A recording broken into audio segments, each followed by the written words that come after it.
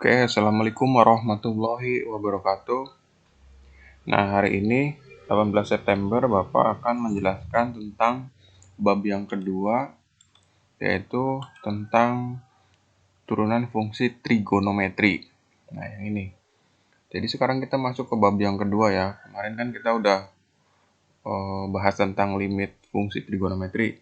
Sekarang kita masuk ke turunan fungsi trigonometri. Nah, di sini ada subbabnya. Subbab yang pertama itu turunan fungsi sinus dan kosinus. Nah, kemudian turunan fungsi trigonometri lanjutan, dan yang terakhir itu turunan tingkat tinggi fungsi trigonometri. Jadi turunan tingkat tinggi itu diturunkannya bukan hanya sekali, tapi bisa beberapa kali, dan ada yang namanya turunan fungsi implisit. Nah, sekarang kita langsung masuk ke materi aja. Di sini ada yang namanya ciri dari turunan fungsi. Ciri dari turunan fungsi itu, ya misalkan kita punya y sama dengan fx. Kalau kita turunkan satu kali atau turunan pertamanya adalah y aksen. Jadi tandanya tuh aksen kalau turunan. Misalkan y berarti y aksen. Kalau bentuknya fx berarti f aksen x gitu. Turunan keduanya berarti double aksen. Di sininya f double aksen x. Kalau ketiga pakai triple aksen, dan kalau yang keempat itu pakainya angka. Jadi untuk turunan yang keempat, kelima, dan seterusnya itu menggunakan angka bukan tanda aksen lagi. Jadi kalau 4, turunannya 4 kali berarti 4, Y4. Kalau misalkan turunnya 10 kali berarti Y10, ininya F10X gitu. Nah, kemudian turunan juga bisa dinyatakan seperti ini. Misalkan fungsinya Y sama dengan, berarti kan turunan pertamanya Y aksen. Kalau Fx berarti F aksen X. Nah, kemudian misalkan ada Y, fungsinya Y sama dengan, berarti kan turun pertamanya bisa dibentuk dy per dx. Ini dibacanya apa? Turunan fungsi Y terhadap X gitu. Jadi kan biasanya kalau fungsi tuh mengandung variabelnya tuh X semua. Nah, ini maksudnya dx itu ya terhadap X gitu. Nah, kalau misalkan turun keduanya gini bentuknya. D kuadrat Y dx kuadrat. Jadi ada 3 ya, bisa dalam bentuk Y aksen, F aksen X, dan dy per dx. Jadi nggak usah bingung sama bentuk gininya. Oke, di sini ada yang namanya turunan fungsi sinus dan fungsi kosinus. Rumus dasarnya sebenarnya cuma 4. Misalkan kita punya fx sama dengan sin x. Nah, fx sama dengan sin x itu turunan pertamanya apa? F aksen x-nya sama dengan cos x. Ingat-ingat, kalau ada sin x, berarti aksen x-nya itu cos x. Kalau cos x, berarti turunan pertamanya min sin x. Kalau sin jadi cos, kalau cos jadi min sin. Nah, kemudian kalau misalkan ada koefisiennya, di x-nya ada sin ax, ya udah berarti f aksen x-nya a cos ax. Kemudian kalau misalkan ada cos ax, berarti f aksen x-nya min a sin x. Gitu ya. Nah, oke. Sekarang kita masuk ke contoh soal. Di sini ada tentukan turunan pertama.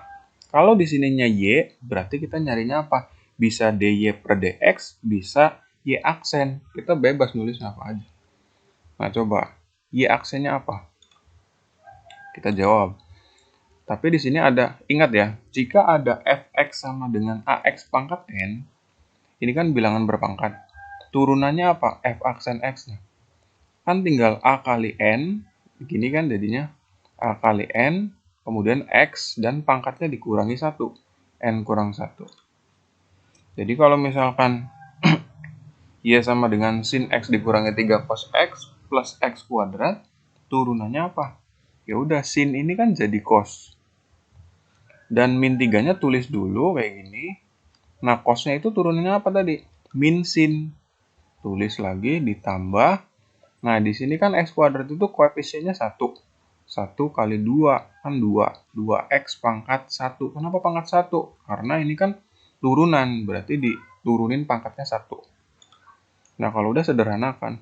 cos X, min kali min jadi 3 sin X plus 2X. Udah, ini yang paling sederhana.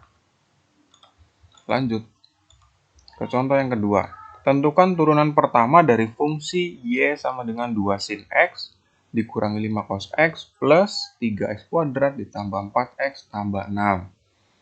Nah, ini Y aksennya gimana? Tapi ini ada catatannya.